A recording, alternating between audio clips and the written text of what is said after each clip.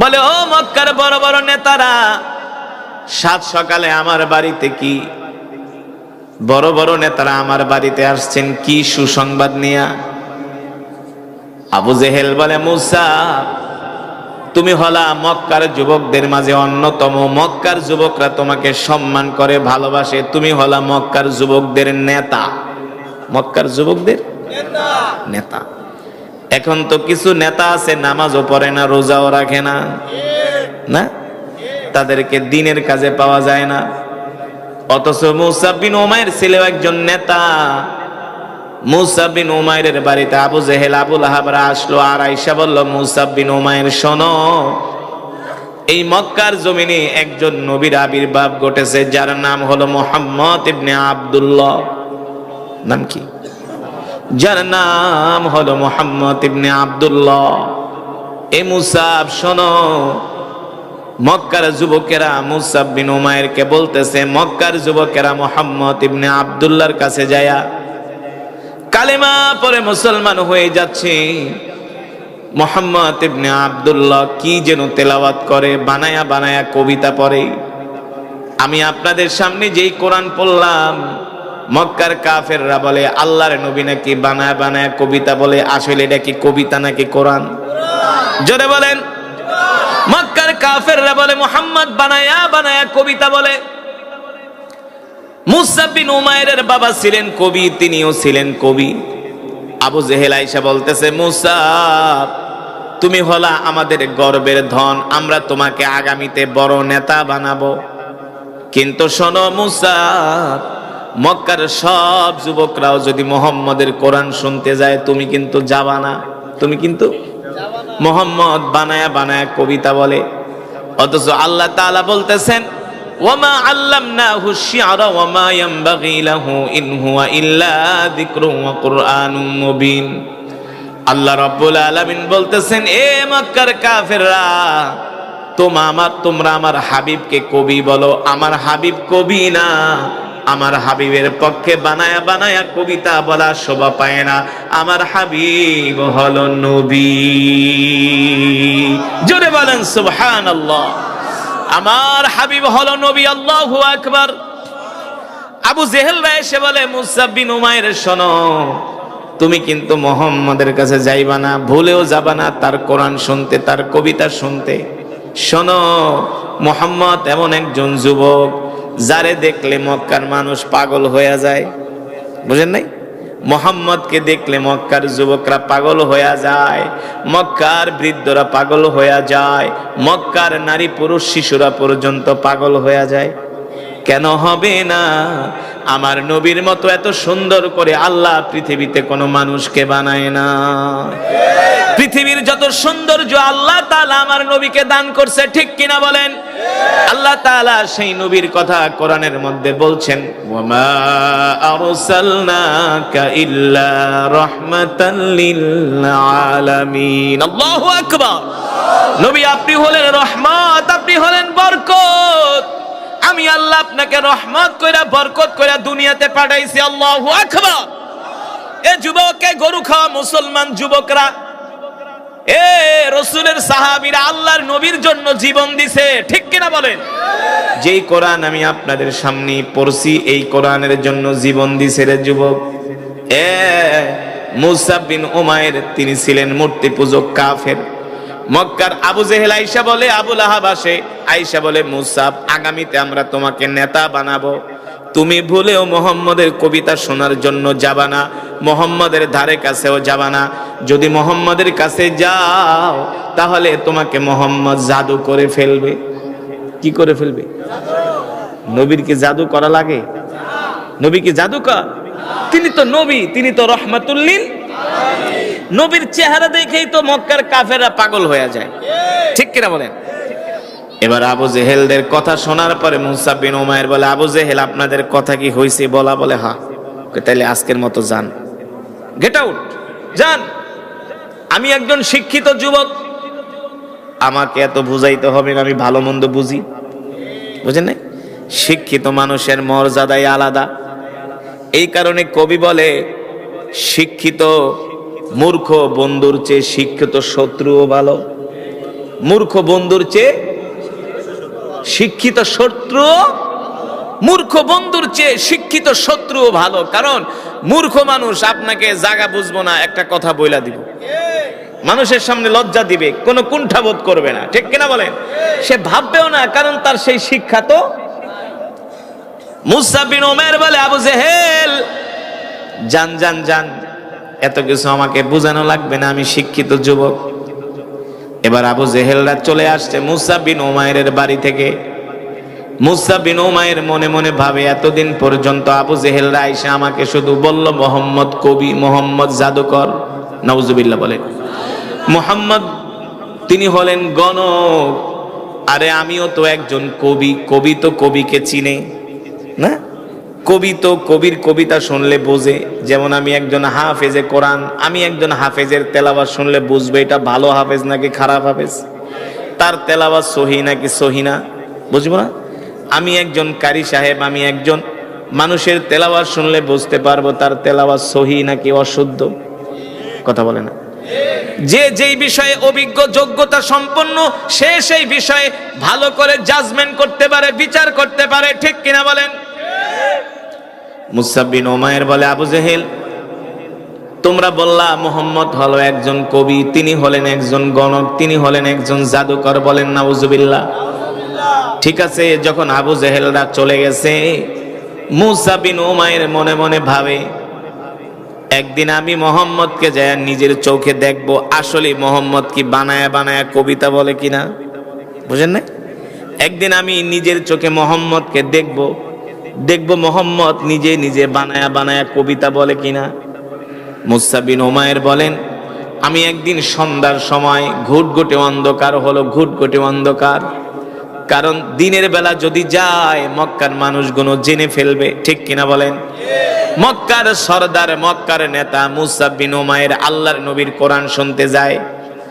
মুসা বিন উমাইর বলে, আমি একদিন সন্ধ্যার সময় বের হলাম অন্ধকারের মধ্যে, যখন অন্ধকার হয়ে গেল আমি আল্লাহর নবী মুহাম্মদ সাল্লাল্লাহু আলাইহি সাল্লামকে দেখতে গেলাম। দেখি তিনি কি করেন, আমি দেখি আল্লাহর পয়গম্বর মুহাম্মদ সাল্লাল্লাহু আলাইহি সাল্লাম বাইতুল্লাহর পাশে একটা পাহাড় আছে যার নাম হলো জাবালে আবু কোবাইস। নাম কি? জাবালে আবু কোবাইস। ওই পাহাড়ের নিচে বসে আল্লাহর নবী কোরআন পড়ে আর সাহাবীদেরকে কোরআনের বাণী শোনায়। সুবহানাল্লাহ বলেন। ওই পাহাড়ের নিচে বসে আল্লাহর নবী কোরআন পড়ে আর সাহাবীদেরকে কোরআন শোনায়, কোরআনের নসিহত করে আল্লাহর নবী। আল্লাহ তাআলা সেই কথাই কোরআনের মধ্যে বলছেন, ইন্না আনজালনা ইলাইকা যিকরা লিতুবাইয়িনা লিন-নাস। নবী গো, আমি আল্লাহ আপনার উপর যেই কোরআন নাজিল করেছি, এই কোরআন আমি মানুষের জন্য বয়ান করার জন্য, ওয়াজ করার জন্য নাজিল করছি, বলেন সুবহানাল্লাহ। তার মানে আপনাদের সামনে আমি যে ওয়াজ করতেছি, এই ওয়াজ 2 দিন ধরে, 1 বছর, 10 বছর, 20 বছর, 50 বছর, 100 বছর ধরে শুরু হয় নাই। আল্লাহ তাআলা প্রত্যেকটা নবীকে বক্তা বানায়া দুনিয়াতে পাঠাইছে। প্রত্যেকটা নবী ছিলেন ওয়াইজ, প্রত্যেকটা নবী ছিলেন বক্তা, ঠিক কিনা বলেন? আল্লাহ তাআলা কোরআনুল কারীমের মধ্যে সে কথাই বলছেন, ইন্না আনজালনা ইলাইকা যিকরা লিতুবাইয়িনা লিন-নাস। নবী গো, আমি আল্লাহ আপনাকে যে কোরআন দিছি, এই কোরআন দিয়ে আপনি মক্কার মানুষদেরকে বয়ান করেন। কি করেন? বয়ান করেন, ওয়াজ করেন, ঠিক কিনা বলেন? আল্লাহ তাআলা যে কোরআন আল্লাহর নবীকে দিয়েছেন, এই কোরআন দিয়ে আল্লাহর নবী মক্কার মানুষদেরকে কোরআন পড়ে শোনান, ওয়াজ করে শোনান, বয়ান করে শোনান। মুসা বিন উমাইর বলে, আমি একদিন সন্ধ্যার সময় গেলাম, যে দেখি আল্লাহর নবী মুহাম্মদ সাল্লাল্লাহু আলাইহি সাল্লাম সাহাবীদেরকে কোরআন শোনাইতেছে। একদিন নবীর তেলাওয়াত শোনার পরে আমি তার জন্য প্রথম দিনই পাগল হয়ে গেলাম। আমি নিজেও একজন কবি, মনে মনে ভাবতেছি আবু জেহেলরা এসে বলেছে মুহাম্মদ হলো একজন কবি, কিন্তু আমি তার কোরআন তেলাওয়াত শুনা আমি বুঝতে পারলাম মুহাম্মদ কবি না, তিনি হলেন একজন নবী। মুসা বিন উমাইর বলে, আমি প্রথম যেই দিন মুহাম্মাদের কোরআন তেলাওয়াত শুনে আসলাম, আল্লাহর পয়গম্বরের কোরআন তেলাওয়াত শুনে আসলাম, তারপরের দিন থেকে আমি আর রাত্রে ঘুমাইতে পারি না।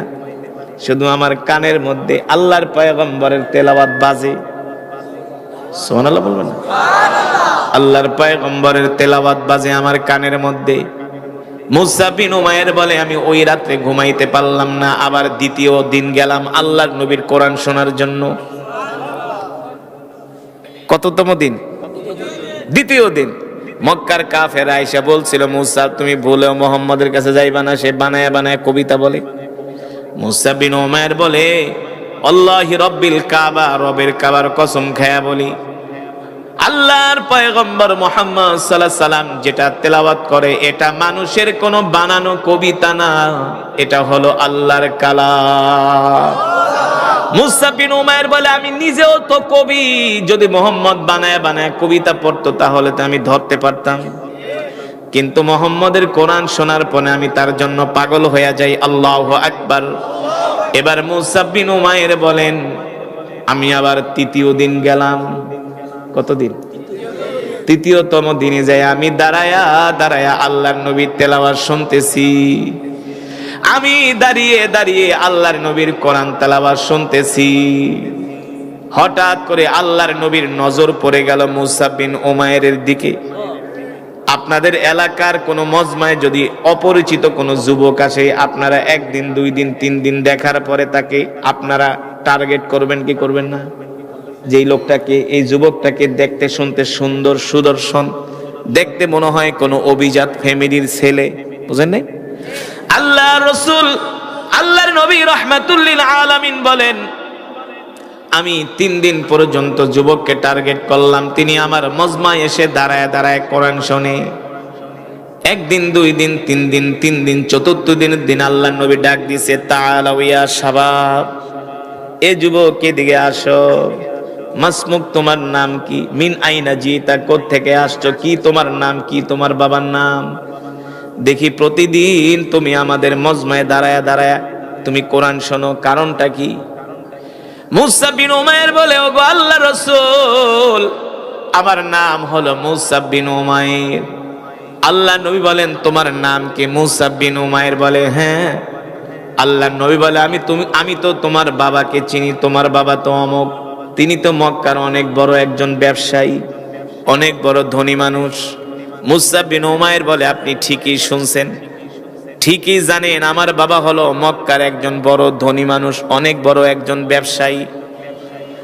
আল্লাহর নবী বলে তুমি তো কাফের, তুমি তো মূর্তি পূজা করো না, তুমি তো মূর্তি পূজা করো, তুমি তো কাফের, তুমি আমাদের কোরআনের মজমায় কেন আসো?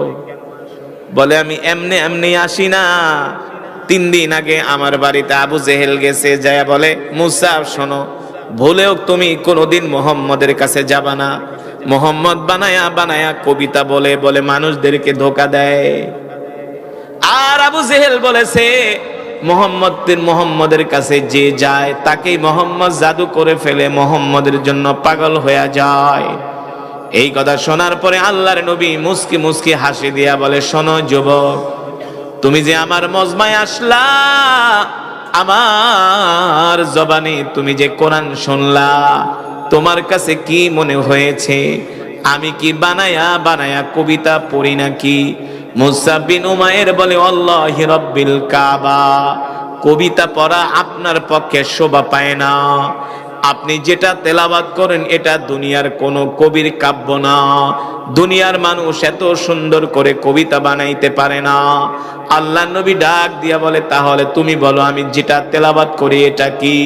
মুসা বিন উমাইর বলে ওগো আল্লাহ রাসূল শোনেন, আমিও কবি, আমার বাবাও কবি, আমার দাদাও কবি, আপনার জবানে আমি যেটার তেলাওয়াত শুনলাম আমার কাছে মনে হয়েছে এটা হলো আল্লাহর জবানের কালাম।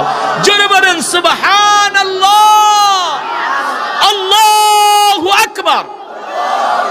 মুসা বিন উমাইর বলে আমার কাছে মনে হয়েছে এটা দুনিয়ার কোন মানুষের কবির কাব্য নয়, এটা হলো আল্লাহর জবানের কালাম। সুবহানাল্লাহ বলেন। আল্লাহ রাসূল বলে যুবক সত্যি করে বলো তোমার কাছে কেমন লাগছে? কয় শুধু কেমন লাগে নাই, এই কোরআন শোনার পরে আমি প্রথম দিন রাইতে ঘুমাইতে পারি না। সুবহানাল্লাহ বলবেন না?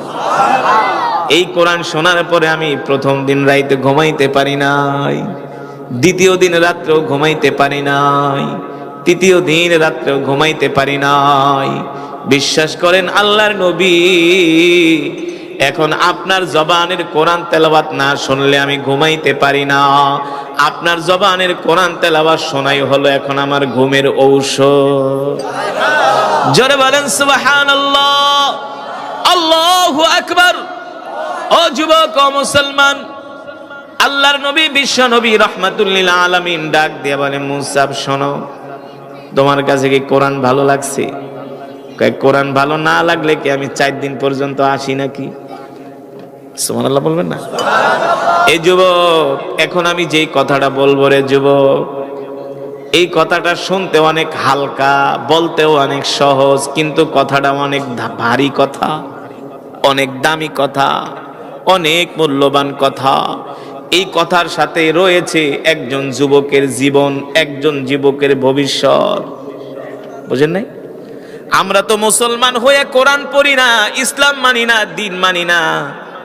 এবার দেখেন এই যুবক আল্লাহর কোরআনের জন্য নিজের ধর্ম পরিবর্তন করবে। শুধু ধর্ম না, আল্লাহর নবী ডাক দিয়া বলে, যুবক, যদি তোমার কাছে কোরআন ভালো লাগে তাহলে আমি তোমাকে একটা অফার করতে চাই, তোমাকে আমি বলতে চাই, তুমি কি আমার কথা শুনবা নাকি? মুসা বিন উমাইর বলো, আল্লাহর নবী কি বলবেন? আল্লাহর নবী বলে, যুবক, যদি তোমার কাছে কোরআন ভালো লাগে, তুমি যদি আমাকে সত্য নবী মনে করো, তুমি আর দেরি করবা না, এখনই আমার হাতে হাত রেখে কালেমা পড়ে মুসলমান হয়ে যা। আল্লাহর নবী বলতেছেন, যুবক, যদি তোমার কাছে কোরআন ভালো লাগে আর দেরি করবা না, এখনই আমার হাতে হাত রেখে কালেমা পড়ে মুসলমান হয়ে যাও। ও যুবক, ও দোস্তরা, ভালো করে শুনে রাখো, এখন যদি মুসা বিন উমাইর কালেমা পড়ে মুসলমান হয়, তার মা বাবা তাকে ঘর থেকে বের করে দিবে, তাকে তেজ্য পুত্র করবে, সম্পদ থেকে বঞ্চিত করবে। হ্যাঁ, তাইলে কি মুসলমান হওয়া কি সোজা কথা নাকি? হ্যাঁ, তার জীবনের সামনে হলো অনেক বড় একটা ভয়াবহ পরীক্ষার সম্মুখীন, ঠিক কিনা বলেন? মুসা বিন উমাইর বলো, গো আল্লাহর নবী, আমি চিন্তা করি না, আমি পরোয়া করি না, আমি ভয় করি না, আপনি আর দেরি করবেন না, এখনই আপনি আমাকে কালেমা পড়ায়া মুসলমান বানায়া দেন। জোরে বলেন সুবহানাল্লাহ। আল্লাহ রাসূল বললেন, যুবক শোনো, মুসা বিন উমাইর, তুমি যদি কালেমা পড়ে মুসলমান হও, তোমার এই শরীরের দামি জামা থাকবে না, তুমি যেই দামি জামা পরছো এই দামি জামা থাকবে না, হতে পারে দামি জামার পরিবর্তে তোমাকে ছিঁড়া জামা পরতে হতে পারে। তুমি যে আরাম আয়েশের জিন্দেগি করো, তুমি যদি কালেমা পড়ে মুসলমান হয়ে যাও, আরাম আয়েশের জিন্দেগি তোমার কপালে থাকবে না, হতে পারে তোমার উপরে কঠিন নির্যাতন জুলুম নেমে আসবে। তুমি কি এগুলা সহ্য করতে পারবে কিনা? মুসা বিন উমাইর ডাক দিয়া বলো, গো আল্লাহর নবী, আপনি আমার জন্য দোয়া করে দেন, কালেমা গ্রহণ করার কারণে আমার উপর যত অত্যাচার হোক, নির্যাতন হোক, জুলুম হোক, সবগুলো আমি মুখে মুখ বুজে হাসি মুখে সহ্য করে নিব, তারপরেও আমি আল্লাহর কোরআন থেকে এক চুল পরিমাণ দূরে সরে যাব না। এবার আল্লাহর নবী মুসা বিন উমাইরকে কালেমা পড়ায় মুসলমান বানায় দিলেন। বুঝেন নাই? মাঝে মাঝে আমাদের কাছে অনেক হিন্দু ছেলেরা আসে, আয়েশা বলে, হুজুর, আমি কালেমা পড়ে মুসলমান হতে চাই। 2018 সনে সুনামগঞ্জের তাহেরপুর একটা থানা আছে, বাদাঘাট একটা বাজার আছে, ওই বাজারে যখন আমি ওয়াজ করতেছি, হঠাৎ করে একজন যুবক আমার কোরআনের মাহফিলে আইসা স্টেজে সবার সামনে বসে গেছে। একজন হিন্দু যুবক, আমি কোরআন তেলাওয়াত করতেছি, এই যুবক আইসা মাহফিলের স্টেজে আইসা সবার সামনে বসে গেছে। এখন একজন হিন্দু যুবক যদি আপনাদের এলাকার স্টেজে ওঠে, মাহফিলে আসে, আপনারা দেখলে না একজন আর একজনে বলবেন কি বলবেন না, এই হিন্দু ছেলেটা আমাদের মাহফিলে কেন? বুঝেন নাই? তো আমি কোরআন পড়তেছি, ওই এলাকার যুবক বলে একজন আর একজনকে বলে, দেখছস হিন্দু ছেলেটা আমাদের মাহফিলের স্টেজে কেন? আমার তেলাওয়াত যখন শেষ হলো, একজন যুবক আইসা বলে, হুজুর আপনার সামনে যে যুবকটা বসে আছে এটা হলো একজন হিন্দু, এটা হলো একজন হিন্দু। তো আমার তেলাওয়াত শেষ হওয়ার পরে আমি জিজ্ঞেস করলাম, ভাই তুমি আমাদের মাহফিলে কারণ কি, তুমি তো হিন্দু? বলে, হুজুর আমি হিন্দু হতে পারি, কিন্তু আমি লুকিয়ে লুকিয়ে পালিয়ে পালিয়ে মোবাইলের মধ্যে আমি কোরআন তেলাওয়াত শুনি, আপনার বয়ান শুনি হুজুর, অনেক বক্তাদের বয়ান শুনি। আমার কাছে কোরআন তেলাওয়াত এত ভালো লাগে, আমি সিদ্ধান্ত নিয়েছি আপনার হাতে হাত রেখে আমি আজকেই কালেমা পড়ে মুসলমান হয়ে যাব। 2018 সনে সুনামগঞ্জের তাহেরপুর বাদাঘাট বাজার, একবারে বাংলাদেশের শেষ সীমান্ত। আমি যুবককে জিজ্ঞেস করলাম, যুবক তুমি যে কালেমা পড়ে মুসলমান হইবা, মুসলমান হলে তো তোমার উপর অত্যাচার হবে, নির্যাতন হবে, জুলুম হবে। বলে, হুজুর আমি কোনো ভয় করি না, আমি কোনো চিন্তা করি না, আপনি শুধু কালেমা পড়ে আমাকে মুসলমান বানায়া দেন, বাকিটা আমি দেখব। আমি বললাম, যুবক তোমাকে যদি আমি এখন কালেমা পড়ায় মুসলমান বানায় দেই, আগামীকাল 71 টেলিভিশন আমার নামে নিউজ করব যে হুজুরে জোর করে মুসলমান বানাইছে, ঠিক কিনা বল? নাস্তিকরা আমার নামে মামলা দিব। যদি তুমি মুসলমান হতে চাও, আইনি কিছু প্রক্রিয়া আছে, এগুলা সম্পাদন করো। এলাকার যিনি চেয়ারম্যান ছিলেন, চেয়ারম্যানকে ডাকলাম, চেয়ারম্যান সাহেব এই হিন্দু যুবকটা কালেমা পড়া মুসলমান হইতে চায়, আপনি কি বলেন? বলে, হুজুর যদি হতে চাই আপনি কালেমা পড়ে মুসলমান বানায় দেন, বাকি আইনি প্রক্রিয়াগুলো আমি দেখব। সেই যুবককে আমি কালেমা পড়ে মুসলমান বানায় দিলাম। তার নাম ছিল প্রদীপ পাল, পরে তার নাম রেখেছে মোহাম্মদ আব্দুল্লাহ। শুধু কালেমা পড়া মুসলমান হয় নাই, তার 1 মাস পরে তিনি 40 দিনের জন্য দাওয়াত ও তাবলীগে চলে গিয়েছে। জোরে বলেন আল্লাহু আকবার। এই যুবক কালেমা পড়ে মুসলমান হওয়ার কারণে তার মা বাবা তার পরিচয় দেয় না, তার আত্মীয় স্বজন তার পরিচয় দেয় না, তাকে ঘর থেকে বের করে দিছে, তাকে তেজপুত্র করছে। এই যুবক কথাগুলো যত সহজে বলতেছে, আসলে বিষয়টা তত সহজ বিষয়টা সহজ না। আল্লাহর নবী বিশ্ব নবী রাহমাতুল লিল আলামিন মুসা বিন উমাইরকে বলতেছেন, মুসা আমি যদি তোমাকে কালেমা পড়ায় মুসলমান বানায় দেই, তোমার উপরে অত্যাচার হবে, নির্যাতন হবে, জুলুম হবে। এখন তোমার যেই দেহ, দেহ সুন্দর শরীর গঠন আকৃতি এগুলো থাকবে না। এমনও হতে পারে তোমার উপর নির্যাতন হতে হতে তুমি তিলে তিলে শেষ হয়ে যাবে।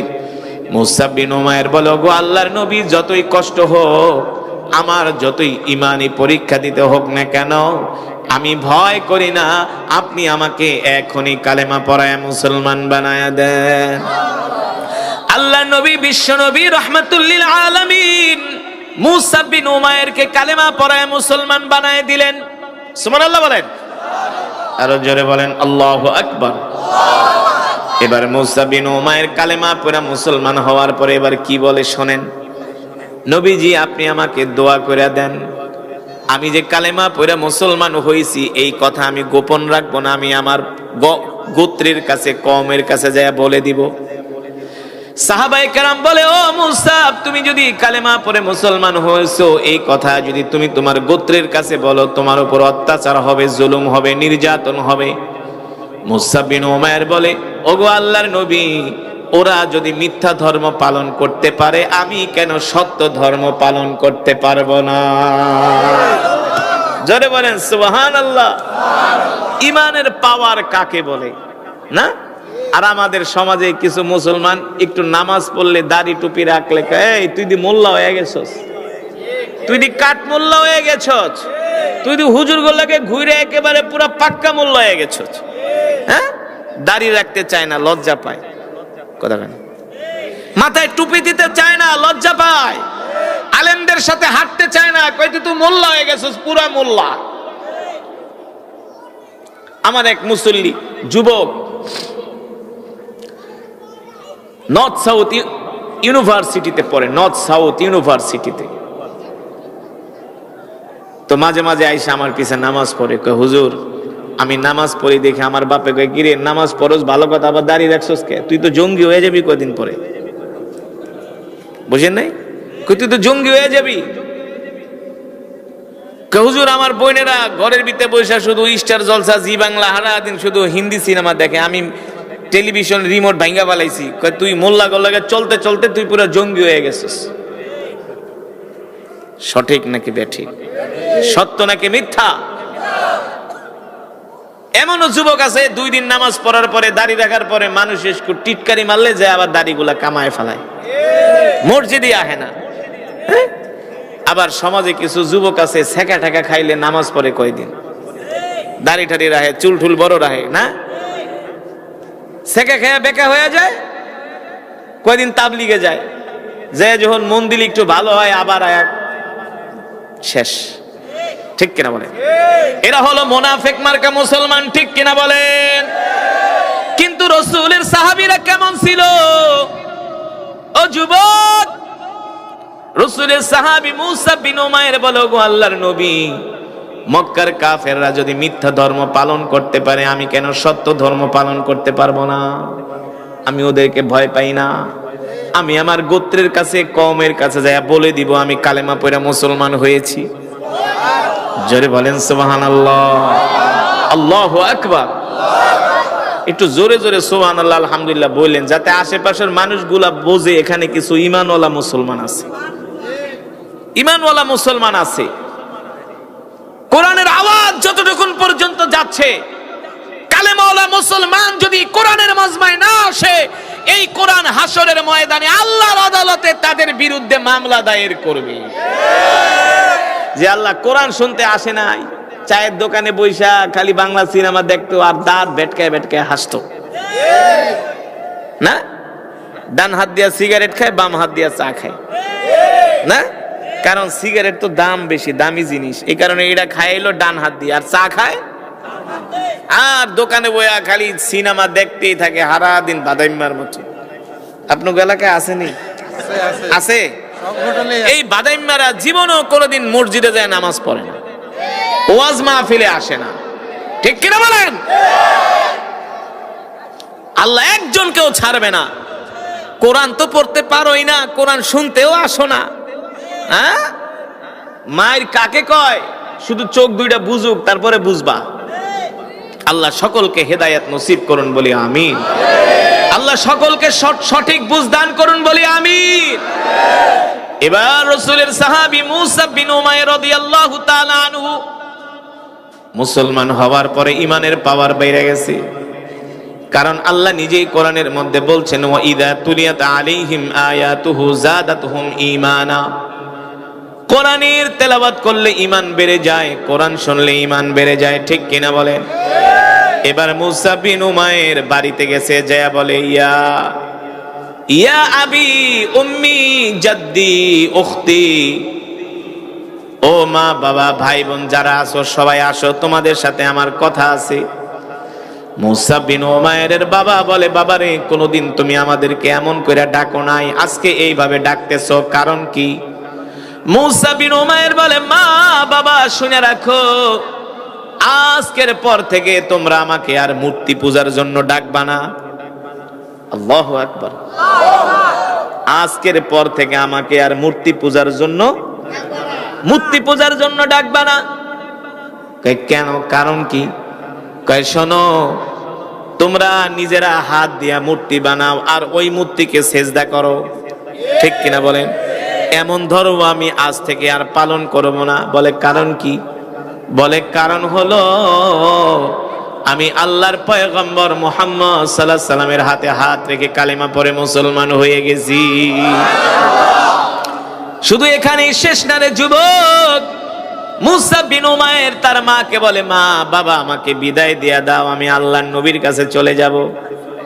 মুসা বিন উমাইরের মার বাবা ডাক দিয়া বলে, সন্তান রে, ছোটবেলা থেকে তোকে কত কষ্ট করে লালন পালন করছি, এই পর্যন্ত বড় করছি, তুই যে আমাদেরকে রাইখা মুহাম্মাদের কাছে চলে যাবি, আমাদের জন্য কি তোর মায়া লাগবে না? মা ডাক দিয়া বলে, বাবা রে, আমি তো তোকে ছাড়া থাকতে পারবো না। বাবা ডাক দিয়া বলে, তুমি আমার একমাত্র সন্তান, তোমাকে ছাড়া আমি বাঁচতে পারবো না। মুসা বিন উমাইর রাদিয়াল্লাহু তাআলা আনহু বলে, মা বাবা শুনে রাখো, তোমরা যেমন আমাকে ছাড়া বাঁচতে পারবা না, আমিও আল্লাহর নবীকে ছাড়া বাঁচতে পারবো না। আমাকে বিদায় দিয়া দাও, আমি আল্লাহর নবীর কাছে চলে যাব। মুসা বিন উমাইর আত্মীয় স্বজন কয়, না না না, মুহাম্মাদের কাছে তোমাকে যেতে দেওয়া যাবে না, তোমাকে ঘরের ভিতরে আমরা বেঁধে রাখবো। এবার দুইটা শিকল আনা হলো। রে যুবক, এ যুবক, আমি আগেই বলছি কথাগুলো অনেক সহজ, কিন্তু বাস্তবে শুধু কঠিন না। হাতের ভিতরে জ্বলন্ত আগুনের কয়লা নিলে যত কঠিন, তার চেয়েও আরো বেশি কঠিন, ঠিক কিনা বলেন? এবার দেখেন, মুসা বিন উমাইরের দুই হাত তারা শিকল দিয়া বাঁধলেন, দুই পা শিকল দিয়া বাঁধলেন, বেঁধে তারা ঘরের খুঁটির সাথে তালা মেরে রাখছি। তাই আর কোনোদিন তোরে মুহাম্মদের কাছে যেতে দিব না। এমন একদিন না, দুই দিন না, বছরের পর বছর মুসা বিন উমাইরকে ঘরের মধ্যে তালা মেরে রাখছি। মুসা বিন উমাইর বলে, মা, যদি আল্লাহর নবীর কাছে আমাকে যেতে না দাও, তাহলে আমিও আমার হাত দিয়া কোনো খাবার মুখে তুলে নিব না। মুসা বিন উমাইরকে প্লেট ভর্তি ভর্তি খাবার দেয়। এতটুকুন পরিমাণ মুসা বিন উমাইর খায়, যতটুকুন খাইলে মোটামুটি জীবনটা বাঁচে, নাহলে তো মরে যাবে, বুঝেন নাই? আত্মহত্যাও তো করা যাবে না, আত্মহত্যা করা ইসলামে গুনাহ, মহাপাপ, ঠিক কিনা বলেন? এবার মুসা বিন উমাইর, আপনি প্রতিদিন খান 2 প্লেট ভাত, সেই জায়গায় যদি আধা প্লেট খান, আস্তে আস্তে আপনার চেহারার অবস্থা কেমন হবে? শুকায়া কাঠ হয়ে যাবে, ঠিক কিনা বলেন? ঠিক মুসা বিন উমাইরের অবস্থাও এমন। না খেতে খেতে, অল্প খেতে খেতে মুসা বিন উমাইর শুকায়া কাঠ হয়ে গেছে। একদিন মুসা বিন উমাইরের মা দেখেন মুসা বিন উমাইর ঘরের খুঁটির সাথে হেলান দিয়া তার চোখ দিয়া পানি পড়তেছে। মুসা বিন উমাইরের মা মনে করেছিল হয়তোবা সন্তান তার ভুলের জন্য, কৃতকর্মের জন্য অনুতপ্ত হয়ে কান্না করতেছে। মুসা বিন উমাইরের মা ডাক দিয়া বলে, সন্তান, কাঁদো কেন? তুমি কি তোমার মার জন্য কাঁদো? তুমি কি তোমার বাবার জন্য কাঁদো? তুমি কি তোমার ভুল স্বীকার করে, অনুতপ্ত স্বীকার করে তুমি কি কান্না করো? মুসা বিন উমাইর বলে, মা, ওয়াল্লাহি রব্বিল কাবা, রবের কাবার কসম খায়া বলি, আমি আমার মায়ের জন্য কাঁদি না, বাবার জন্য কাঁদি না, আমি কাঁদি আল্লাহর রাসূলের জন্য, আমি কাঁদি আল্লাহর নবীর জন্য।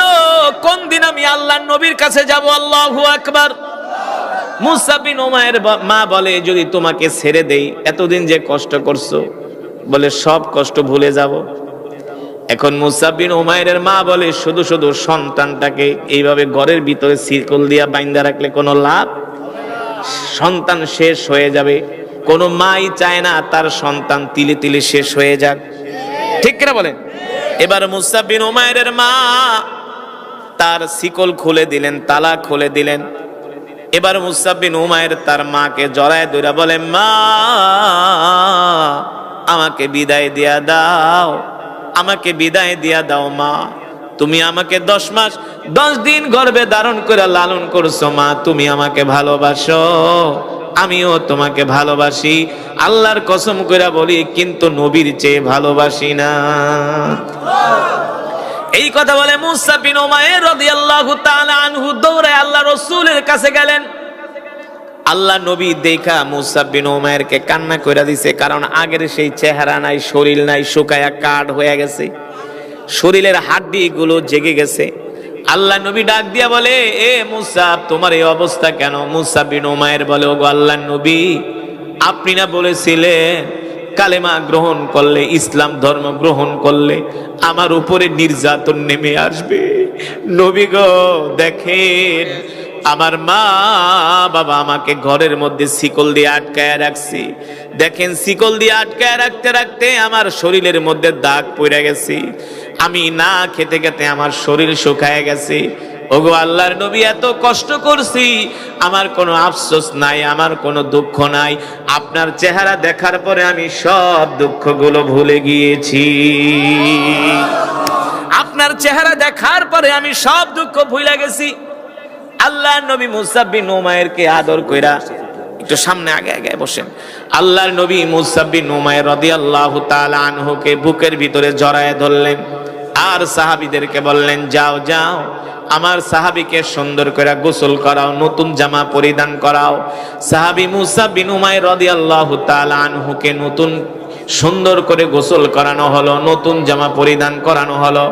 এবার আল্লাহ নবী বলে, মুসা বিন উমাইর, তুমি আর মক্কায় থাকবা না, তুমি মক্কা থেকে মদিনায় চলে যাও, কারণ তুমি মক্কায় থাকলে তোমার আত্মীয় স্বজনরা তোমাকে কষ্ট দিবে, এই কারণে তুমি মদিনায় চলে যাও, আমিও আর কিছুদিন পরে মদিনায় আসতেছি। রাসূলের সাহাবী হিজরত করে মক্কা থেকে মদিনায় চলে গেলেন। আল্লাহর পয়গম্বরও তার কিছুদিন পরে মক্কা থেকে হিজরত করে মদিনায় চলে গেলেন। রে মুসলমান, আল্লাহর নবী, বিশ্ব নবী রাহমাতুল লিল আলামিন যখন মক্কা থেকে হিজরত করে মদিনায় চলে গেলেন, মদিনায় যাওয়ার পরে ইসলামের ইতিহাসে একটা যুদ্ধ হয়েছিল যার নাম হলো ওহুদের যুদ্ধ। কোন যুদ্ধ? যার নাম হলো ওহুদের যুদ্ধ। আল্লাহু আকবার। যখন মক্কার কাফেররা ওহুদের ময়দানে, মক্কা থেকে প্রায় 3000 কাফের রওনা দিয়েছে মদিনায় আক্রমণ করার জন্য। ও যুবক, কথাটা ভালো করে খেয়াল করো যুবক। আল্লাহর নবী যখন মক্কা থেকে 3000 কাফের মদিনায় আক্রমণ করার জন্য মক্কা থেকে রওনা করলো, আল্লাহর নবী সাহাবীদেরকে নিয়ে বৈঠকে বসলেন। আর যুবক সাহাবীদের কাছে আল্লাহর নবী মতামত চাইলেন, শোনো, মক্কার কাফেররা মদিনায় হামলা করবে, এই হামলা আমরা কিভাবে প্রতিহত করব? যুবকদের হইল রক্ত গরম। যুবকদের কি? যুবকরা বলে, গো আল্লাহর নবী, আমরা মক্কার কাফেরদের সাথে খালি মাঠে যায় তাদের সাথে আমরা যুদ্ধ করব, খোলা ময়দানে যুদ্ধ করব। সুবহানাল্লাহ বলবেন না? যুবকরা বলে, আমরা খালি মাঠে যায় মক্কার কাফেরদের সাথে লড়াই করব। আর মুরব্বীদের কাছে জিজ্ঞেস করলেন, আপনারা মতামত দেন কিভাবে যুদ্ধ করবেন? মুরব্বীদের হলো ঠান্ডা মতামত, বুঝেন নাই? আর যুবকদের হলো গরম, ধর মার, সারা যাইব না, ঠিক কিনা বলেন? আর মুরব্বীরা কে না, একটু বস, আগে চিন্তা কর। আল্লাহ নবী বার মুরব্বী সাহাবীদেরকে জিজ্ঞেস করলেন কিভাবে যুদ্ধ করা যায়। মুরব্বীরা বলো, গো আল্লাহর নবী, আমাদের মতামত হলো আমরা মদিনার বাইরে যায়া যুদ্ধ করব না, আমরা মদিনার ভিতরে থেকে যুদ্ধ করব। আমরা আমাদের ঘরের ছাদে, বিল্ডিং এর ছাদে আমরা তীর আর ধনুক নিয়ে দাঁড়ায় থাকব। মক্কার কাফেররা যখন মদিনার শহরে ঢুকতে পড়বে তখন আমরা তীর দিয়া উপর থেকে ওদের উপরে হামলা করব। কিন্তু যুবক সাহাবীরা কয়, না না না, মদিনার শহরে বসে আমরা যুদ্ধ করব না, আমরা খোলা মাঠে যাইয়া মক্কার কাফেরদেরকে শায়েস্তা করব। জোরে বলেন সুবহানাল্লাহ। এই জায়গায় আল্লাহর নবী যুবক সাহাবীদের মতামতকে আল্লাহর নবী প্রাধান্য দিয়েছেন। এ যুবক, তোমাদের মতামতকে আল্লাহর রাসূল প্রাধান্য দিয়েছেন। আল্লাহর রাসূল যুবকদেরকে বেশি ভালোবাসেন। যুবকরা নামাজ পড়লে আল্লাহর নবী যত খুশি হন, যুবকরা গাঁজা খাইলে তার চাইতে বেশি কষ্ট পায়, ঠিক কিনা বলেন? তবে বাংলাদেশে গাঁজাখোর যুবকের সংখ্যা কিন্তু কম। হ্যাঁ, বেশি? আফসোস, গাঁজাখোর যুবকের সংখ্যাই বেশি, ঠিক কিনা বলেন? নামাজি যুবকের সংখ্যা কম। এই যুবক, মুসআব বিন উমাইর তোমাদের মতো একজন যুবক ছিল না? তোমার আর কি চেহারা! সমাজের কিছু যুবক আছে চুলের এমনে কাটে, অমনে কাটে, আবার টিকটক করে। আছে কি আছে না? এমন যুবক আছে কি আছে না? আপনাদের এলাকায় আছে? দেখবেন বাইক চালায় আউলা বাউলা কইরা, হ্যাঁ, মনে হয় গাঞ্জা খায়া বাইক চালাইতে আছে। আবার দেখবেন কিছু যুবক আছে হাফ প্যান্ট পরে ঘুরে। এটা হলো একটা বুইরা পাঠা। তোর বয়স হয়ে গেছে 30 বছর, তুই হাফ প্যান্ট পরে কেমনে ঘুরুস? ওরে ঝাড়ু দেয়া পিটান দরকার। হ্যাঁ, হাফ প্যান্ট পরা এগুলো কোনো মুসলমানের সংস্কৃতি নয়, এগুলো হলো ইহুদি খ্রিস্টানদের সংস্কৃতি, ওদের কালচার। মুসলমান যুবক কখনো হাফ প্যান্ট পরতে পারে না। যে মুসলমান যুবক হয়ে হাফ প্যান্ট পরে ওই হলো একটা কুলাঙ্গার, কুলাঙ্গার, কুলাঙ্গার, ঠিক কিনা বলে? ওই রাসূলের উম্মতই না? হ্যাঁ, বাপ লয় হাফ প্যান্ট পরে। বেটা তোর দাদাই পরছে ফুল প্যান্ট আর তুই পরছ হাফ প্যান্ট। 2 দিনের বই রাখি বাতে রেখস অন্য। আছে কি আছে না? এমন ফটকা যুবক আছে কি আছে না? আপনাদের এলাকায় আছে? আছে? আল্লাহ ওদেরকে হেদায়েত নসিব করুন। কষ্ট পাইতেছেন, খারাপ লাগতেছে? আল হাক্কু মুররুন, হক কথা মিষ্টি কথা কয় না। উচিত কথা কখনো মিষ্টি হয় নাকি? উচিত কথা কখনো মিষ্টি হয়? উচিত কথা হলো তিতা, ঠিক কিনা বলেন? তিতা হইলেও হক কথা বলতে হবে। এই যে আপনারা ওয়াজ মাহফিলের আয়োজন করছেন কিছু শেখার জন্য, কিছু জানার জন্য। জানার দরকার আছে কি আছে না? আমি যে কথাগুলো বলছি বাস্তব নাকি অবাস্তব? এবার আসেন মুসলমান যুবকরা বলতেছে, ও গো আল্লাহর নবী, আমরা খালি ময়দানে যায় কাফেরদের সাথে লড়াই করব, কাফেরদের সাথে যুদ্ধ করব। আল্লাহু আকবার। এবার আল্লাহর নবী, বিশ্ব নবী রাহমাতুল লিল আলামিন যুবকদের মতামতকে প্রাধান্য দিয়া আল্লাহর নবী উহুদের ময়দানে চলে গেলেন কাফেরদের সাথে লড়াই করার জন্য। আল্লাহু আকবার। মক্কা থেকে যেই 3000 কাফের আসছে যুদ্ধ করার জন্য, মুসলমানের সংখ্যা হলো মাত্র 800 আর কাফেরের সংখ্যা হলো 3000। কয় হাজার? মুসলমানের সংখ্যা হলো 800 আর কাফেরদের সংখ্যা হলো 3000। মক্কার কাফেররা গোয়েন্দা পাঠাইছে, যাও যাও যায় দেখো মুহাম্মদের সৈন্য সংখ্যা কত। গোয়েন্দারা আয়েশা রিপোর্ট করলো মুহাম্মদের সৈন্য সংখ্যা হলো মাত্র 800 আর কাফেরদের সৈন্য সংখ্যা হলো 3000। কাফেররা বলে, আমরা আধা ঘন্টা যুদ্ধ করে মুহাম্মদের সাথে আমরা বিজয় অর্জন করব। আল্লাহ কয়, আয় বিজয়টা তোদেরকে দেই, ঠিক কিনা বলেন? মুসলমানের সৈন্য সংখ্যা কম হতে পারে, কিন্তু মুসলমানের সাথে কে আছে? আরো জোরে বলেন। মুসলমান যখন যুদ্ধের ময়দানে যায়, অস্ত্র দিয়া সৈন্য দিয়া কখনো মুসলমান বিজয় অর্জন করে না। মুসলমান যুদ্ধের ময়দানে বিজয় অর্জন করে আল্লাহর সাহায্যের মাধ্যমে, ঠিক কিনা বলে? আল্লাহ তাআলার সাহায্যের মাধ্যমে যুদ্ধের ময়দানে বিজয় অর্জন করে, ঠিক কিনা বলেন? আল্লাহ রাব্বুল আলামিন সেই কথাই কোরআনুল কারীমের মধ্যে বলেন, বালা ইন তাসবিরু ওয়া তাত্তাকু ওয়া ইয়াতুকুম মিন ফাওরিহিম হাদা ইউমদিদুকুম রাব্বুকুম বিখামসাতি আলাফিম মিনাল মালাইকাতি মুসাউমিমিন। নবী, আপনি যখন 313 জন নিয়ে 1000 কাফেরের বিরুদ্ধে লড়াই শুরু করে দিবেন, আমি আল্লাহ আপনাকে সাহায্য করার জন্য আসমান থেকে 5000 ফেরেশতার ব্যবস্থা করব। জোরে বলেন আল্লাহু আকবার। ওই আল্লাহ আছে কি আছে না? জোরে বলেন আছে কি আছে না? ওই আল্লাহও আছে, আল্লাহর ক্ষমতাও আছে, কিন্তু ঈমানওয়ালা মুসলমান না। এখন আর মুসলমান নামাজ পড়ে না, কোরআন পড়ে না। মুসলমানের ঘরে কোরআনের তেলাওয়াত চলে না, মুসলমানের ঘরে চলে হিন্দি গান আর হিন্দি সিনেমা, ঠিক কিনা বলেন? বাংলার জমিন থেকে হিন্দু সিনেমা, হিন্দু সিরিয়ালকে ঝাঁটা পিটা করে বাংলাদেশ থেকে তাড়াতে হবে। এই হিন্দি সিনেমা স্টার জলসার কারণে বাংলাদেশে অবৈধ সম্পর্ক বেড়ে গেছে, তালাক বেড়ে গেছে, ঠিক কিনা বলেন? এই ভারতীয় অপসংস্কৃতি, আধিপত্যবাদ আমাদের বাংলাদেশকে ধ্বংস করে দিচ্ছে। মুসলমান কখনো হিন্দুদের সংস্কৃতি, ওদের কালচার আমরা মানতে পারি না। এটা মুসলমানের পক্ষে শোভা পায় না, কারণ মুসলমানের কাছে আছে আল্লাহর কোরআন, ঠিক কিনা বলেন মুসলমান? এবার আল্লাহর নবী, বিশ্ব নবী রাহমাতুল লিল আলামিন, মনে আছে নাকি উহুদের যুদ্ধে মুসলমানের সংখ্যা কত? 800, কাফেরের সংখ্যা মাশাআল্লাহ। প্রথম আইসা মাহফিলটা দেখা মনে করছিলাম ভাঙ্গাচুরা মাহফিল, এখন দেখি শ্রোতাগুলো অনেক স্ট্রং। আপনারা সব মনে রাখতে পারতেছেন, মাশাআল্লাহ, আল্লাহু আকবার। বয়ান কি চলবে? কতক্ষণ? আরে না, আর 10 মিনিট বয়ান চলবে, কিন্তু ওঠাউঠি করা যাবে না। রাজি আছেন? ওঠাউঠি করা যাবে না। আমরা মোনাজাত দিয়া বাড়িতে যাব ইনশাআল্লাহ। মোনাজাত না দিয়া কে কে উঠে যাব? হাত উঠান। মাশাআল্লাহ।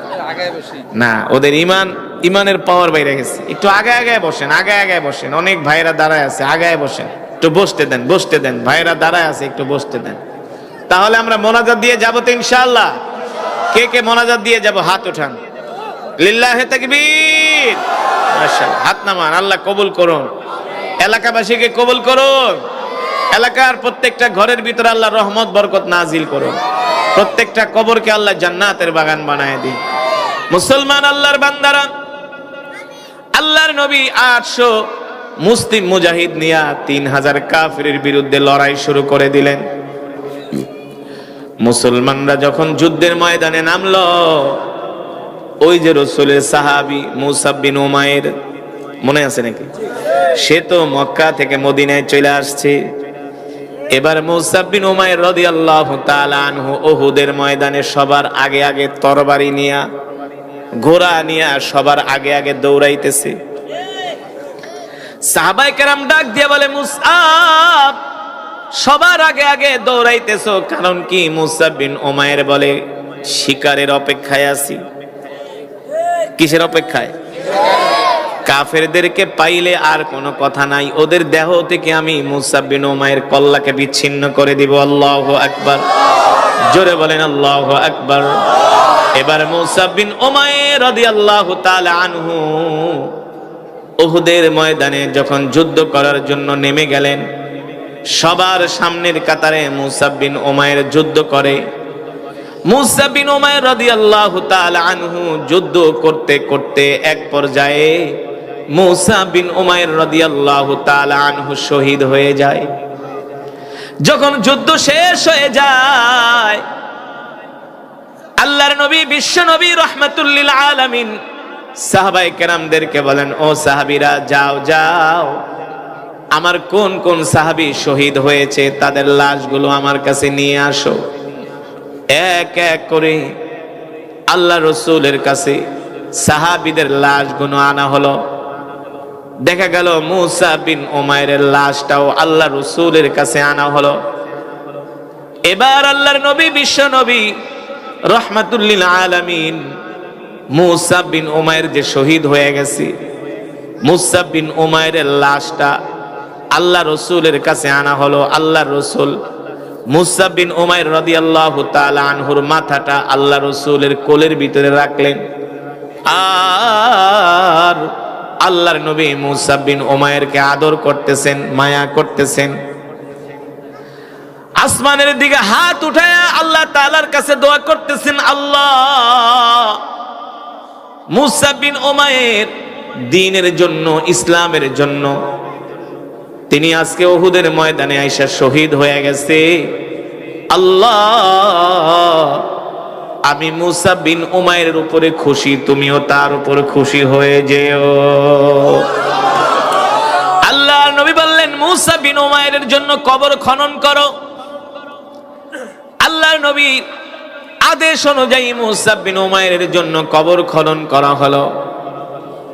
এবার আল্লাহর নবী মুসাব বিন উমাইরের লাশটা যখন কবরের মধ্যে রাখবেন, এই দৃশ্য দেখা রাসূলের সাহাবী আব্দুল্লাহ বিন মাসউদ রাদিয়াল্লাহু তাআলা আনহু চিৎকার করে উঠলেন আর বললেন, হায় রে, আজকে যদি মুসাব বিন উমাইর না হইয়া আজকে যদি আমি হইতাম তাহলে আমার কপাল না কত ভালো হতো, আমি না কত সৌভাগ্যবান ছিলাম।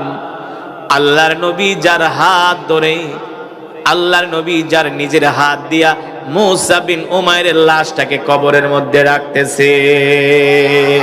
জোরে বলেন আল্লাহু আকবার। ও মুসলমান যুবক, সেই নবীর উম্মত আমরা। আল্লাহ নবী বলতেছেন, যুবক, আমি নবী তোমাদেরকে ভালোবাসি। আল্লাহ রাসূল যুবকদেরকে বেশি ভালোবাসেন।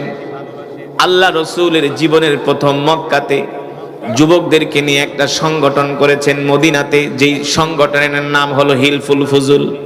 নাম কি? যুবকদেরকে নিয়ে আল্লাহর নবী সংগঠন করেছেন। যুবকদেরকে আল্লাহর নবী ভালোবাসেন। এই কারণে যুবক, আসো বন্ধু, আজ থেকে আমরা ওয়াদা করব, জীবনে আমরা যতদিন বাঁচবো আর কোনোদিন নামাজ ছেড়ে দিব না। ঠিক কিনা বলেন?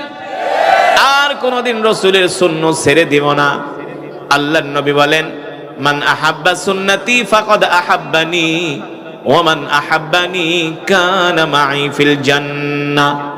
আল্লাহ রাসূল বলেন, আমার যেই উম্মত দুনিয়ার জমিনে আমার সুন্নতগুলো জিন্দা করবে, আমার যেই উম্মত দুনিয়ার জমিনে আমার সুন্নতগুলো পালন করবে, আমার যেই উম্মত দুনিয়ার জমিনে আমার সুন্নত অনুযায়ী জীবনকে পরিচালনা করবে, আমি নবী সাথে করে সেই উম্মতকে নিয়ে আল্লাহর জান্নাতে প্রবেশ করব।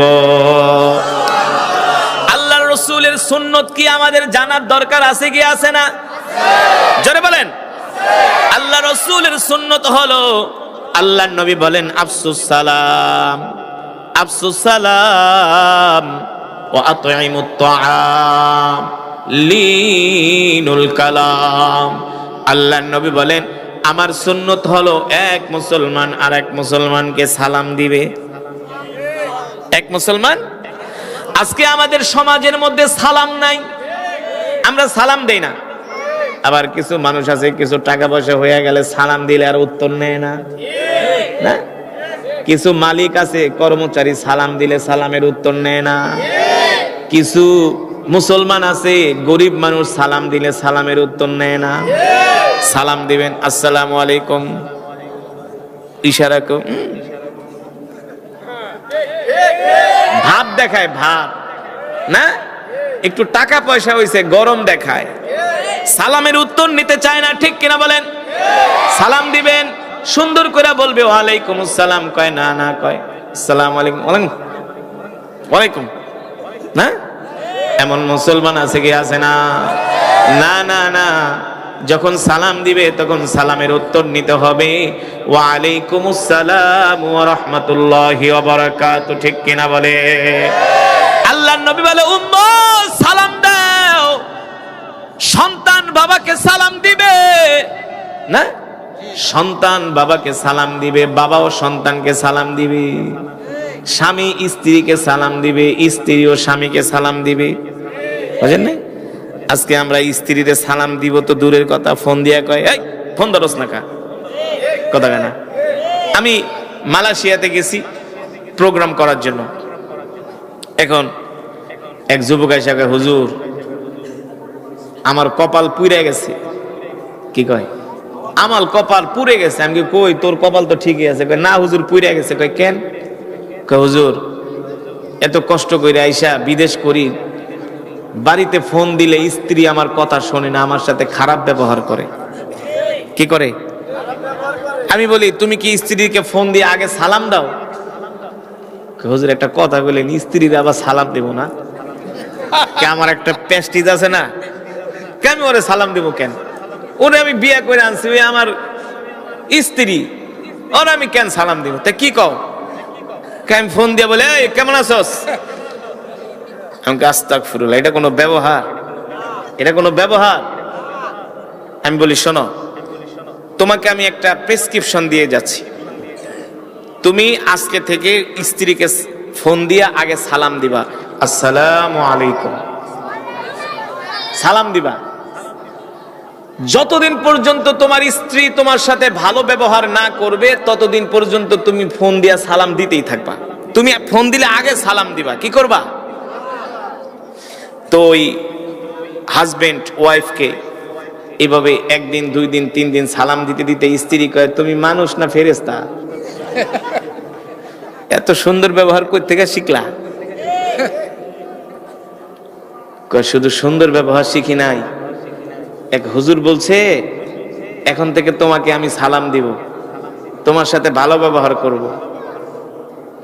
স্ত্রী কয় শোনো, তুমি যদি আমাকে সালাম দাও, আমার সাথে ভালো ব্যবহার করো, আমিও আজকের পর থেকে তোমার কোনো কথা অমান্য করব না।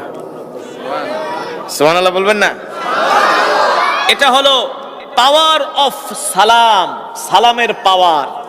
মিয়া সালামের যে কি পাওয়ার এটা নিজেরাও জানেন না। আপনার সবচেয়ে বড় শত্রু, ওকেও যদি আপনি একদিন, দুই দিন, তিন দিন, চার দিন সালাম দেন, এই শত্রু আপনার বন্ধুতে পরিণত হবে।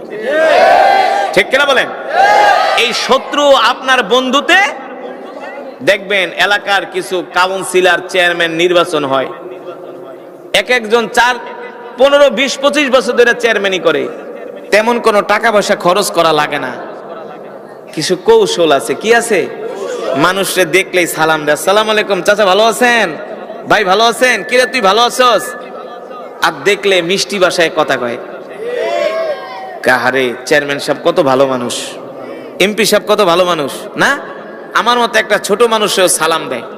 তাই ভোটটা কি তাকে দিবে না অন্য লোককে দিবে? জোরে বলেন, জোরে বলেন। যুবক, তোমার স্ত্রীও যদি তোমার কথা না শোনে, তোমার সাথে বেয়াদবি করে, আজকের পর থেকে ঘরে যায়া আগে ঘরের দরজায় ঠাস বাড়ি দিবা না, ঘরের দরজায় যায় আগে সালাম দিবা, আসসালামু আলাইকুম। কোমল ভাষায়, নরম ভাষায় সালাম দিবা। দেখবা একদিন, 2 দিন, 3 দিন সালাম দেওয়ার পরে তোমার স্ত্রী যদি জাতের মেয়ে হয়, এনে কথা আছে, কিসের মেয়ে? জাতের মেয়ে হতে হবে না, আজাদ কুজাত হইলে হবে না, জাতের মেয়ে, বংশীয় মেয়ে হতে হবে। একদিন 2 দিন সালাম দেওয়ার পরে দেখবা তোমার স্ত্রী তোমার সাথে রাবেয়া বসরির মতো কথা বলবে। ঠিক কিনা বলেন? তাহলে আমরা সালাম দিব তো? আমরা আগে মুরব্বীদেরকে সালাম দিব। কিছু যুবক আছে বেয়াদব, মুরব্বীদের সামনে দাঁড়ায় দাঁড়ায় সিগারেট খায়, সালাম তো দূরের কথা, না আছে না? যেই যুবক মুরব্বীদের সামনে দাঁড়ায় দাঁড়ায় সিগারেট খায়, মুরব্বীদেরকে সালাম দেয় না, এটা কোনো মুসলমানই হইতে পারে না। তোরা ঠিক কসকে, তোরা বড় হয়ে তোরাও সালাম দিবি, ঠিক আছে? মাশাআল্লাহ, আল্লাহ কবুল করুন। তাহলে আমরা সালাম দিব তো ইনশাআল্লাহ। এবার আসেন দ্বিতীয় নম্বরে, আল্লাহর নবী বলেন ওয়াতুইমুত তুআম, ক্ষুধার্তদেরকে খাওয়াও, এতিমদেরকে খাওয়াও, গরিবদেরকে খাওয়াও। গরিব মানুষদেরকে ঘাড় ধাক্কা দিও না, এতিম মানুষের ঘাড় ধাক্কা দিও না। ভিক্ষুক আইসা তোমার কাছে ভিক্ষা চায়, অনেক মানুষ আছে ভিক্ষা না দিয়া কয় অন্যদিকে যা, খারাপ ব্যবহার করে কি করে না? তুমি দিতে পারো না পারো, একজন দরিদ্র মানুষের সাথে, গরিব মানুষের সাথে খারাপ ব্যবহার করবা না, ঠিক কিনা বলেন? তৃতীয় নম্বরে আল্লাহর নবী বলেন লিনুল কালাম, এক মুসলমান আর এক মুসলমানের সাথে নরম ভাষায় কথা বলবে, ঠিক কিনা বলেন? কি ভাষায়? নরম ভাষায় কথা বলবো, কোমল ভাষায় কথা বলবো, কোনো মানুষের মনে আমরা কষ্ট দিব না। রাজি আছেন ইনশাআল্লাহ? তাহলে আজকের মাহফিল থেকে আমরা শিখলাম, এক মুসলমান আর এক মুসলমানকে সালাম দিব, দিবেন তো? গরিব দুঃখী এতিমদেরকে আমরা খাওয়াবো, আর মানুষের সাথে আমরা সুন্দর ব্যবহার করব। কোনো মানুষের মনে কষ্ট, কোনো বাড়িওয়ালা কোনো ভাড়াটিয়াকে তুচ্ছ তাচ্ছিল্য করবে না। কিছু ছোট লোক বাড়িওয়ালা আছে, ছোট লোক ভাড়াটিয়াকে মানুষই মনে করে না, গরু ছাগল মনে করে। হ্যাঁ, তাই বলে মনে করেন না যে হুজুর আপনি কি ভাড়াটিয়া? না, আমরাও বাড়িওয়ালা ঢাকা শহরের, কিন্তু আমরা ভাড়াটিয়াকে নিজের আপন ফ্যামিলির মতো মনে করি। ভাড়াটিয়াকে যখন বাড়ি ভাড়া দেই তখন বলি শোনেন, এই বাড়িটা বানাইছি আমি, কিন্তু বাড়ির মালিক আপনি। এখন আপনার বাড়িতে আপনি কিভাবে থাকবেন আপনি নিজে ভালো বোঝেন। এই কথা যখন আপনি একজন ভাড়াটিয়াকে বলবেন, তার হৃদয়টা অনেক বড় হয়ে যাবে, ঠিক কিনা বলেন? তখন দেখবেন আপনার ওই ভাড়াটিয়া ওই বাড়িকে নিজের বাড়ি মনে করবে। আর কিছু বাড়িওয়ালা আছে আয়সা ভাড়াটিয়ার সাথে খারাপ ব্যবহার করে, আয়সা জুতা গনে, জুতা কয়জন থাকে না থাকে, কয়জন বাইরে না বাইরে, এমন ছোট লোক আছে কি আছে না? আমার কথা হইলে স্পষ্ট, আমি এমন ওয়াজ করি যে ওয়াজে একবারে ওয়াশ হয়ে যায়। ওয়াজ শুনলেন যদি পরিবর্তন না হয় তাহলে এই ওয়াজ শুনে কোনো লাভ আছে? আমি যে বললাম লিনুল কালাম, এটা আমার কথা না, আল্লাহ রাসূলের হাদিস। আমরা মানুষের সাথে নরম ভাষায় কথা বলবো, মানুষকে কষ্ট দিব না ইনশাআল্লাহ। মানুষের সাথে আমরা ইনসাফ করব ইনশাআল্লাহ। আল্লাহ তাআলা আমাদের তৌফিক দান করুন। তাহলে আজকের পর থেকে আমরা এক মুসলমান আর এক মুসলমানকে সালাম দিব, গরিব মানুষদেরকে খাওয়াবো, মুসলমান মুসলমানের সাথে সুন্দর আচরণ করব, আর 5 ওয়াক্ত নামাজ পড়ব। কয় ওয়াক্ত নামাজ? কয় ওয়াক্ত? 3 ওয়াক্ত, 4 ওয়াক্ত, কয় ওয়াক্ত? ফজরের নামাজ বাদ দিয়া, এশারের নামাজ বাদ দিয়া কয় ওয়াক্ত পড়তে হবে? ইনশাআল্লাহ। কে কে 5 ওয়াক্ত নামাজ পড়বেন হাত উঠে আল্লাহকে দেখান। লিল্লাহি তাকবীর, বলেন আল্লাহ, আরো জোরে বলুন আল্লাহ। ওয়াদা করলাম আর কোনদিন নামাজ ছেড়ে দিব না। আল্লাহ আমাদের কবুল করে নেন। হাত নামা, নামাজ পড়বেন তো? এই মাহফিল করার উদ্দেশ্য হলো আপনারা যাতে নামাজি হয়ে যান, আপনারা যাতে দিনদার হয়ে যান, আপনারা যাতে আল্লাহওয়ালা হয়ে যান, ঠিক কিনা বলেন? আগামী বছর এই মাহফিলটা হোক, আপনারা চান? চান? কে কে চান আগামী বছর এই মাহফিল হোক? আপনারা চান? মাশাআল্লাহ। চাইলে বক্তা দাওয়াত দিয়া ঘরের ভিতরে বয়া থাকবেন, চার দোকানে বয়া চা খাইবেন। আমি যখন মাহফিলে আসছি, আইসা দেখি 20 জন মানুষও নাই। আমি কি ব্যাপার কি, ব্যাপার কি? এখন দেখি না, এই আচরণ করবেন না। ওয়াজ মাহফিল যখন এলাকায় দিবে, প্রত্যেকটা মুসলমানের ইমানি দায়িত্ব হলো ওয়াজ মাহফিলে আইসা কোরআন শোনা, কোরআনের আলোচনা শোনা, ঠিক কিনা বলেন? এতে করে আল্লাহ তাআলার পক্ষ থেকে রহমত নাজিল হয়, বরকত নাজিল হয়, ঠিক কিনা বলেন? তাহলে আগামী বছর ওয়াজ করলে আপনারা মাগরিবের সময় আইসা প্যান্ডেল ভইরা ফেলাইবেন ইনশাআল্লাহ। আল্লাহ তাআলা সকলের নেক হায়াত দান করুন, আল্লাহ তাআলা সকলকে সুস্থ রাখুন, এলাকাবাসীর উপর রহম করুন, যুব সমাজদেরকে আল্লাহ তাআলা কবুল করুন বলি আমিন। যেই সাহাবী মুসাব বিন উমাইরের আলোচনা করলাম, প্রত্যেকটা যুবককে আল্লাহ তাআলা মুসাব বিন উমাইরের মতো ঈমানি শক্তি দান করুন বলি আমিন। দুরূদ শরীফ পড়েন, আল্লাহুম্মা সাল্লি আলা মুহাম্মাদ ওয়া আলা আলি মুহাম্মাদ কামা সাল্লাইতা আলা ইব্রাহিম ওয়া আলা আলি ইব্রাহিম ইন্নাকা হামিদুম মাজিদ। বসেন, মোনাজাত না দিয়া যান কেন? দোয়া করবেন, আগে দোয়া। মিয়া যুব সমাজের উদ্যোগে মাহফিল কুসুমবাগ এবং উত্তর বিশ্বের যুব সমাজের উদ্যোগে মাহফিল, এটার জন্য একটু কাজ করে। হ্যাঁ, যুবকদের জন্য দোয়া করবো মানে এরা মাহফিলের জন্য অনেক পরিশ্রম করছে। এলাকার নাম কুসুমবাগ, কুসুমবাগ উত্তর বিশ্ব এবং